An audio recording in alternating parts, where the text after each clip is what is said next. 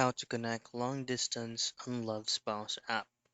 Now, in this very quick video, I'm going to show you how you can connect your long distance on Love Spouse app.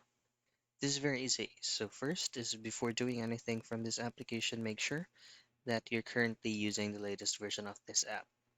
Now, add to your device by tapping on the home screen and choose an add device. And from here, you just need to scan a QR code.